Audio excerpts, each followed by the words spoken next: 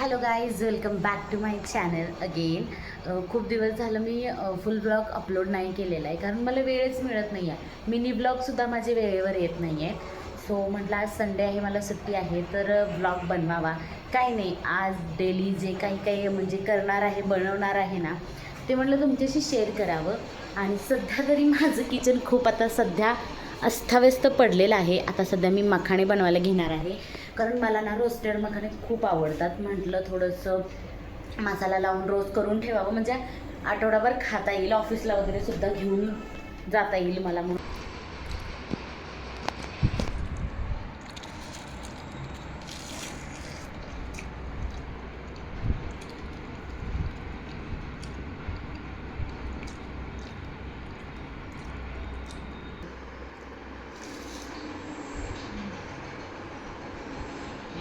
घरामध्ये मी बघा एवढं तूप साठवून ठेवलं होतं काचेच्या बरणीमध्ये, आणि हे फ्रीजमध्ये ठेवल्यामुळं ना थोडंसं घट्ट झालं आहे.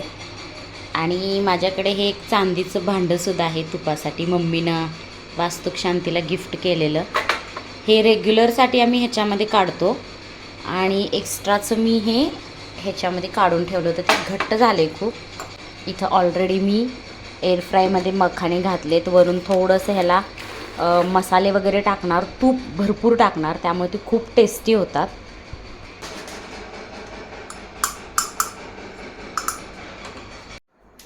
खाली बटर पेपर घातलेला आहे.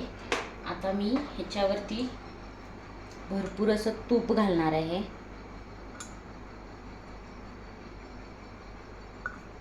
सगळे मसाले वगैरे घालून तसे आपण ते मिक्स करणार आणि परत एअर फ्रायरला लावणार आहे. त्यानंतर त्याच्यामध्ये मी थोडंसं जिरेपूड घालते.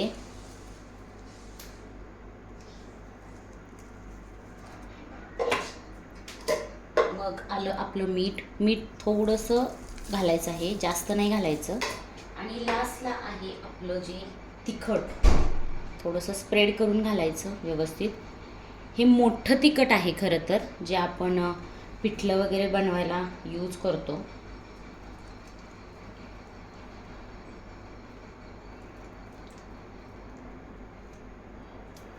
याला थोडंसं मिक्स करूया.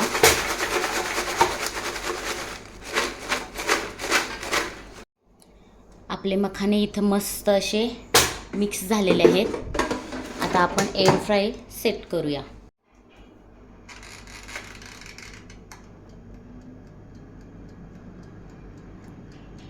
एका साईडला आपले मखाणे होत आहेत, तोपर्यंत म्हटलं स्वयंपाकाची तयारी करावी. आणि आज मस्त स्पेशल बेत आहे शेवग्याची आमटी. आधी मी शेवगा थोडासा शिजवून घेते. आता इथं मी कुकरला डाळ लावते. थोडीशीच ह्याच्यामध्ये मी मूग डाळ घेते.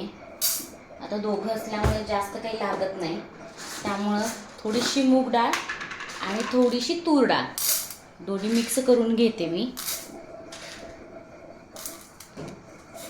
ही आपल्याला स्वच्छ धुवून घ्यायची आणि त्यानंतर आपल्याला ते कुकरला लावायचं.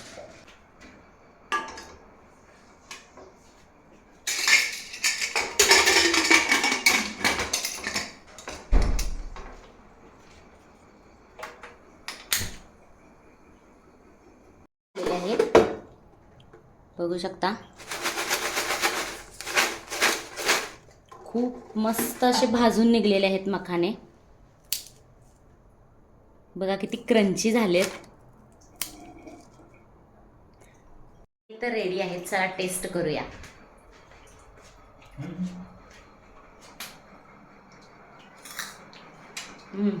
खूप टेस्टी झाले आणि आवाज तुम्ही ऐका नुसतं, किती छान कुरकुरीत म्हणजे झाले हे. संडे स्पेशल जेवणामध्ये बघा मस्त अशी भाकरी आहे, शेंगदाण्याचं पळू आहे, आणि इथं शेवग्याची आमटी केली आहे, मस्त मसाला ताक आहे, आणि हे माईनमुळ्याचं लोणचं. तो जो आमच्या जागेमध्ये रोज झोपतो. काय रे, का झोपतोस रोज आमच्या जागेमध्ये? कशी शेपूट हलवते बघा. अरे अरे, आता आम्ही बाहेर चाललोय आवरून. संध्याकाळचे म्हणजे 4-4:30 समथिंग वाजलेत. आणि सगळे नवरे आपल्या बायकोला अधिक मासमध्ये जोडवी गिफ्ट करतात आणि आता अधिक मास संपत आल्यावर माझा नवरा आत्ता मला जोडवी करून देतोय. सो आता आम्ही चाललोय PNG मध्ये जोडवी खरेदी करायला.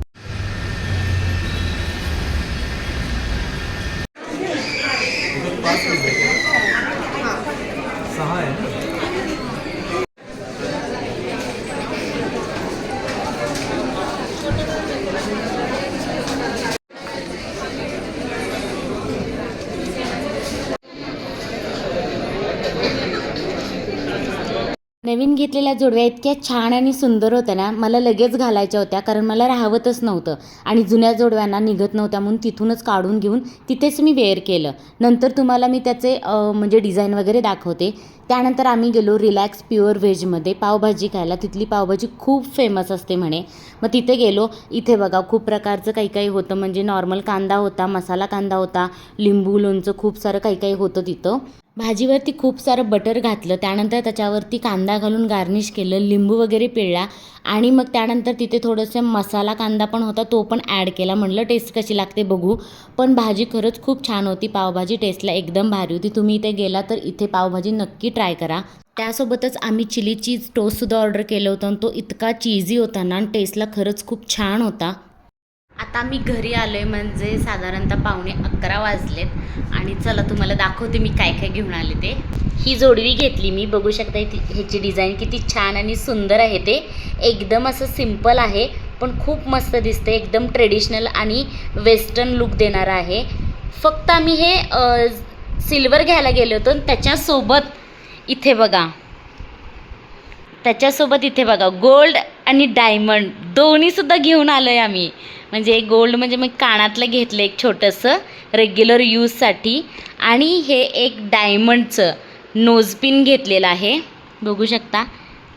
घ्यायला गेलो होतो फक्त सिल्वर आणि गोल्ड आणि डायमंडसुद्धा घेऊन आलो आहे आम्ही.